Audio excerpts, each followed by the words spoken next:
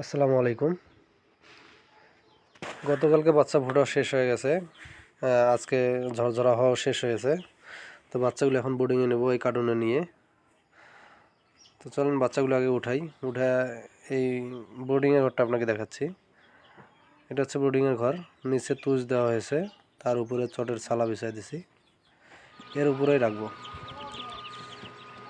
তো দেখতে পাচ্ছেন বাচ্চাগুলো উঠাই নিয়েছি কার্টুনে।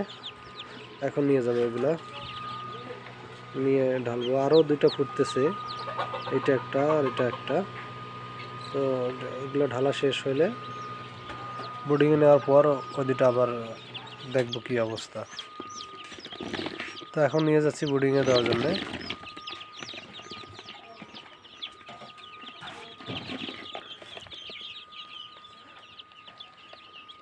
বোর্ডিংয়ে ছেড়ে দেবো এখন সব বাচ্চাগুলোকে। মাশাআল্লাহ, অনেক সুন্দর বাচ্চা, অনেক সুন্দর হচ্ছে বাচ্চাগুলো। দেখতে পাচ্ছেন পরবর্তী যে বাচ্চা দুটো ছিল এখানে, আমার মনে হয় যে এই বাচ্চা দুটো টিকবে না, কারণ এই দুটো প্রতিবন্ধী হবে। এখনও বেশ কিছু ডিম ফোটা বাকি আছে। তো আমার মনে হয় যে এই ডিমগুলো ফুটবে না, কারণ 22 দিন আজকে পার হয়ে গেছে।